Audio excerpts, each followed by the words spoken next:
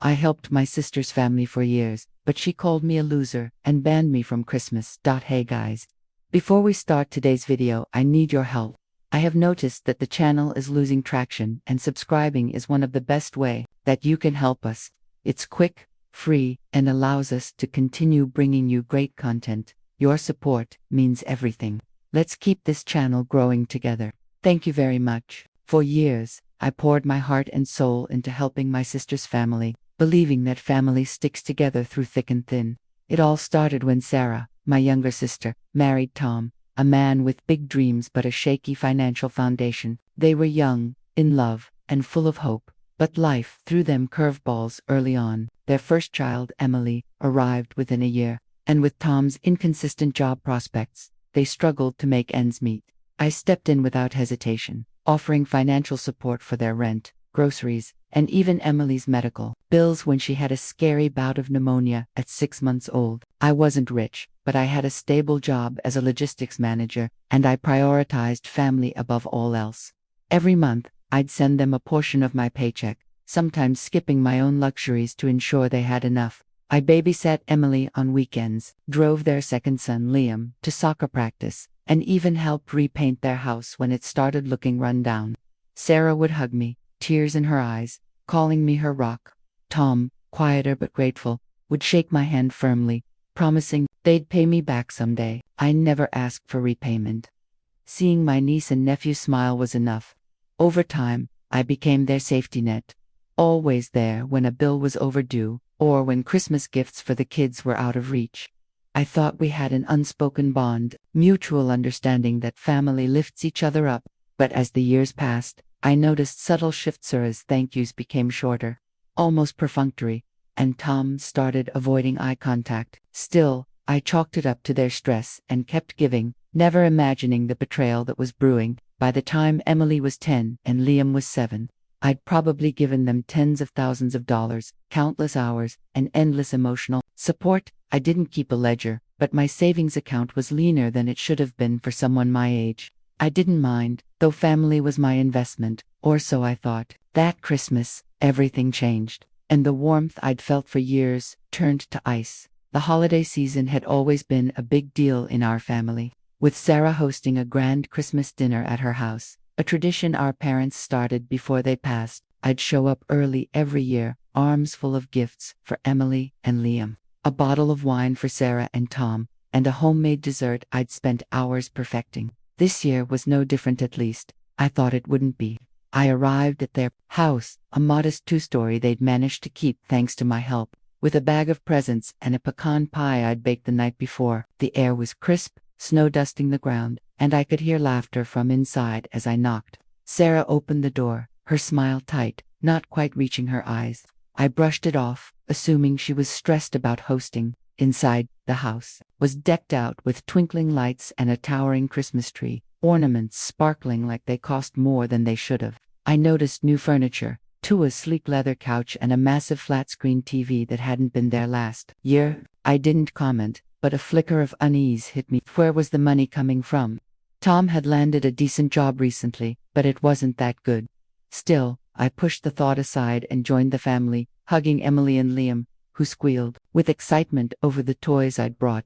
Dinner was lively, with cousins, aunts, and uncles filling the table, passing mashed potatoes and cracking jokes. I felt at home, part of something bigger, until Sarah stood to make a toast. Her eyes scanned the room, landing on me for a split second before she spoke. "To family," she said, "and to those who've found their place in life." The words felt oddly pointed, but I raised my glass, unaware of the storm about to hit. After dinner, as we cleared plates, Sarah pulled me aside to the kitchen. Her face was hard, her voice low. "We need to talk," she said, and my stomach dropped. In the kitchen, away from the chatter of the dining room, Sarah's demeanor shifted from hostess to judge. She leaned against the counter, arms crossed, and didn't waste time. "You've been a big help to us," she started, her tone flat, "but it's time you focus on your own life." I blinked, confused, expecting gratitude, not a lecture. She went on, her words cutting like a knife. "You're always here, always giving, but let's be honest, you're stuck. No family of your own, no big career, just drifting." I stood there, stunned, the dish towel in my hand forgotten, drifting. I'd spent years keeping her family afloat, sacrificing my own dreams to make sure Emily and Liam had what they needed. Before I could respond, she dropped the bombshell. I think it's best if you don't come to Christmas anymore.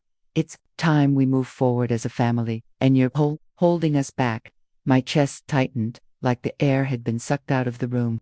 A loser, she called me, though not in those exact words, yet the implication was clear. I tried to argue, to remind her of everything I'd done, but she cut me off. We're fine now. Tom's doing well. We don't need your handouts anymore. Handouts, the words stung, turning years of love into something cheap. I wanted to scream, to list every dollar, every late-night drive, every tear I'd wiped away when she was overwhelmed. But her face was set, and I saw Tom lingering in the doorway, not meeting my eyes. Humiliation burned through me. I grabbed my coat, left the gifts under the tree, and walked out into the snow, the door clicking shut behind me. The laughter from inside faded as I stood in the cold, realizing I'd been banished from the family I'd given everything for. Driving home, the road blurred through tears I refused to let fall. My apartment, a small one-bedroom I'd never bothered to decorate much, felt emptier than ever that night. I replayed Sarah's words, each one a fresh wound. Loser, holding them back. How could she say that after everything? I thought back to the early days, when she'd call me sobbing because they couldn't pay the electric bill, or when Tom lost his job and I covered their mortgage for 3 months. I remembered Emily's first birthday, how I'd bought the cake and decorations because they couldn't afford it. Every memory felt tainted now, like my efforts had been a burden rather than a gift. I didn't sleep that night, pacing instead, wrestling with anger and hurt. Part of me wanted to call Sarah, to demand an apology, but pride stopped me. She'd made her choice. Still, I couldn't shake the image of Emily and Liam, their innocent faces unaware of their mother's cruelty. Would they think I'd abandoned them? The thought gnawed at me. Over the next few days, I checked my phone obsessively, hoping for a text, an apology, anything. Nothing came. My other relatives, who'd been at the dinner, didn't reach out either.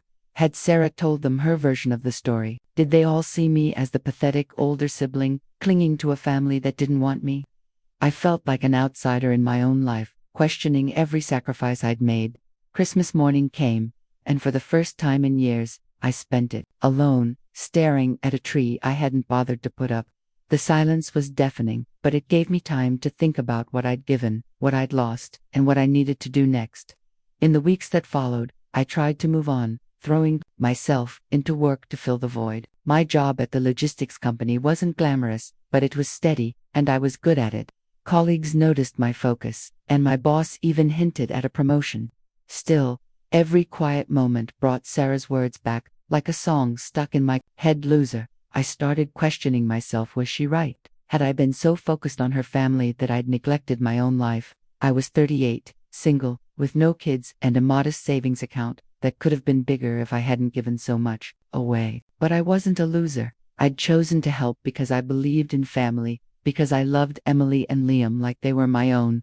Still, doubt crept in, and I decided to take stock of my life.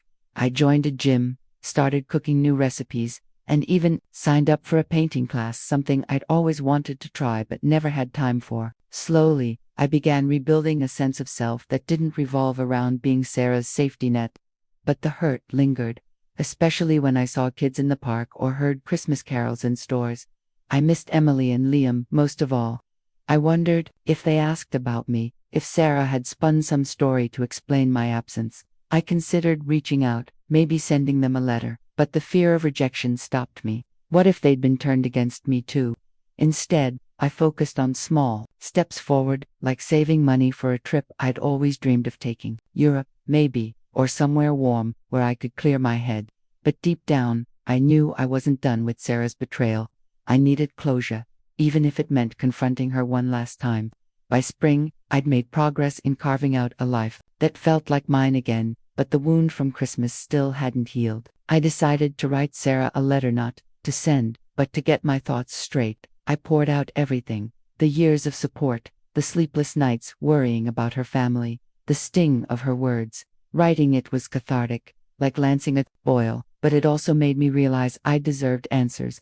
I didn't want to beg for a place in her life, but I needed to understand why she'd turned on me. I called our cousin Lisa, who'd been at the Christmas dinner, hoping she'd shed light on Sarah's mindset. Lisa hesitated, then admitted Sarah had been talking about me behind my back for months, painting me as overbearing, as someone who meddled too much. Meddled. I'd only stepped in when they asked Tora when I saw them drowning. Lisa said Sarah felt embarrassed by my help, like it made her look incapable. Tom, apparently, had been pushing her to cut ties with me, saying I was holding them back from standing on their own. Hearing this felt like a second betrayal, but it also sparked anger. I hadn't forced my help on them. They'd taken it willingly, eagerly even. I decided to confront Sarah, not to beg for forgiveness, but to lay out the truth. I drove to her house, unannounced, my heart pounding. As I knocked, she answered, looking surprised but not welcoming. "What do you want?" she asked, her tone defensive. I took a deep breath and said, "I want to know why you threw me away after everything I did for you." The conversation that followed would change everything. Sarah let me in, reluctantly, and we sat in her pristine living room. The new furniture, a stark reminder of the life I'd helped sustain. She didn't offer me coffee or ask how I was. She just waited, arms crossed, for me to speak. I didn't hold back. I listed the years of support, the money, the time, the love I'd poured into her family. I asked how she could call me a loser, how she could ban me from Christmas like I was some stranger. Her face softened for a moment, but then her defenses went up. "You made us feel small," she said, her voice sharp. "Every time you paid a bill or bought something for the kids, it was like you were rubbing it in our faces." I was floored. Rubbing it in the... I'd never once asked for gratitude or made them feel less than. I told her as much, my voice shaking with frustration. She sighed, looking away, and admitted she and Tom had been fighting about money for years. "My help," she said, "made Tom feel inadequate, like he wasn't providing for his family. He wanted to prove we could do it on our own," she said. "And I agreed it was time to stop relying on you." I asked why she hadn't just talked to me, why she had to humiliate me in front of the family. She didn't have an answer, just mumbled something about needing a clean break. I pressed her about the kids. Did they know why I wasn't around? She said she'd told them I was busy, which felt like another lie. The conversation ended with no resolution, just a heavy silence. I left feeling lighter but not healed. I'd said my piece, but the rift between us was wider than ever. The confrontation with Sarah didn't bring the closure I'd hoped for, but it did light a fire under me. I was done living for someone else's approval. I threw myself into my own goals with a ferocity I hadn't felt in years. At work, I pitched a new logistics system that streamlined operations, earning me that promotion and a decent raise. I used the extra money to start a small investment portfolio, something I'd always meant to do but never prioritized. I also kept up with the painting class, discovering I had a knack for watercolors. My apartment, once a bare necessity, became a canvas for my new life. New curtains, a cozy rug, and my own artwork on the walls. Friends noticed the change, saying I seemed happier, more confident.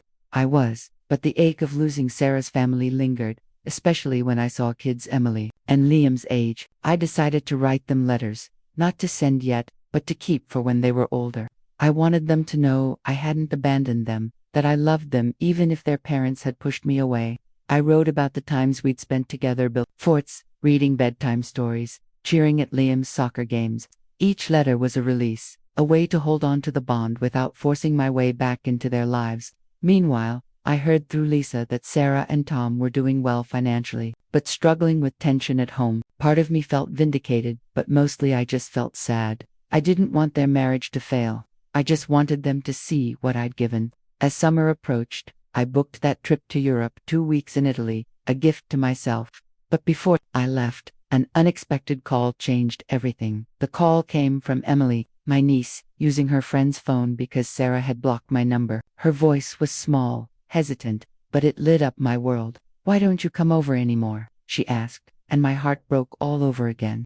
I didn't want to badmouth her parents, so I kept it vague, saying I'd been busy but missed her and Liam terribly. She told me they'd asked about me, that Christmas hadn't been the same without my pecan pie. I laughed through tears, promising to send her a recipe. She said she'd snuck my number from Sarah's phone before it was deleted, and I realized she'd risked her mom's wrath to reach out. I told her she could call me anytime, that I'd always be there. After we hung up, I sat on my couch, overwhelmed. Emily's call was a lifeline. a reminder that the kids hadn't forgotten me. I decided to send them small gifts, not to win them back, but to show I still cared. I mailed a sketchbook for Emily, who loved drawing, and a soccer ball for Liam, with a note saying I was proud of them. I didn't expect a response, but a week later, I got a thank you note in Emily's wobbly handwriting, with a drawing of us together. It went straight on my fridge. I knew Sarah wouldn't approve, but I wasn't going to let her erase me from their lives completely.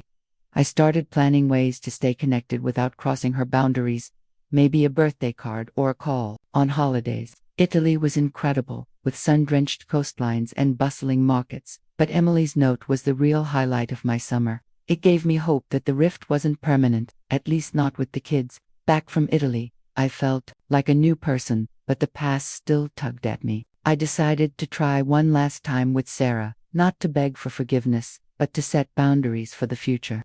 I sent her an email, knowing a call would be too heated. I wrote that I respected her need for space but hoped we could find a way to stay connected, especially for Emily and Liam. I didn't mention the gifts or Emily's call, not wanting to stir trouble. To my surprise, she replied a few days later, her tone softer than before. She apologized for how she'd handled things at Christmas, admitting she'd been overwhelmed and influenced by Tom's pride. She didn't invite me back to family events, but she said she'd think about letting me see the kids occasionally. It wasn't much, but it was a start. I didn't push, knowing trust would take time. Meanwhile, I kept building my own life, new friends from painting class, a side hustle selling my artwork online, and even a few dates, though nothing serious yet. I felt like I was reclaiming the years I'd spent living for Sarah's family, but the holidays loomed, and I braced myself for another Christmas alone. Then, a week before, Sarah called. Her voice was nervous, but she asked if I'd like to come over on Boxing Day, just for a short visit with the kids. I said yes, my heart racing. When the day came, I brought my pecan pie and a small gift for each child. Sarah was polite but distant. Tom barely spoke, but Emily and Liam ran to me, their hugs erasing months of pain. We played board games, and for a few hours, it felt like old times. I left knowing things weren't fully mended, but the door was open, just a crack. That Boxing Day visit became a turning point, small but significant. Sarah and I didn't talk much, but she didn't push me away either. Over the next few months, I saw the kids a handful of times, short visits, always supervised, but filled with laughter and love. I didn't bring up the past, and neither did Sarah. Tom remained distant, but I didn't care. My focus was on Emily and Liam.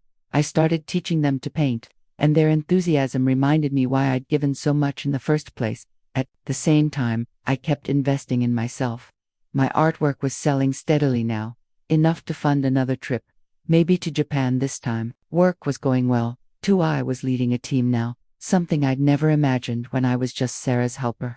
I realized that her rejection, as painful as it was, had forced me to find my own path. I wasn't a loser, never had been. I was someone who loved fiercely, who gave without expecting anything back, and who was now learning to give that same love to myself. Sarah and I never fully rebuilt our relationship, but we reached a quiet understanding. She'd needed to prove she could stand on her own, and I'd needed to prove I could too. The kids were the bridge between us, and I was okay with that. I started hosting small gatherings at my place, inviting friends and even Lisa, who'd become a closer ally after everything. My life felt full. Not in the way it had when I was Sarah's safety net, but in a way that was mine. As another Christmas approached, I felt a mix of anticipation and peace.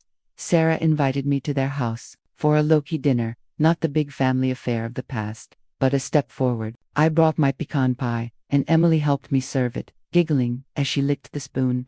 Tom even cracked a smile, and Sarah thanked me for coming, her eyes softer than they'd been in years. I didn't know if we'd ever be as close as we once were, but I no longer needed her approval to feel whole. I'd spent years helping her family, only to be called a loser and pushed away. But that betrayal had led me to a better version of myself. I looked at Emily and Liam, now taller and full of stories, and knew I'd always be their aunt, no matter what. My life was no longer defined by what I gave others, but by what I built for myself: painting, traveling, leading at work, and opening my heart to new possibilities. As I drove home that night, snow falling softly, I felt a warmth that had nothing to do with the holiday lights. I'd been through the fire, and I'd come out stronger, not because of Sarah's rejection, but because I'd chosen to rise above it. The future was wide open, and for the first time in years, I was excited to see where it would take me.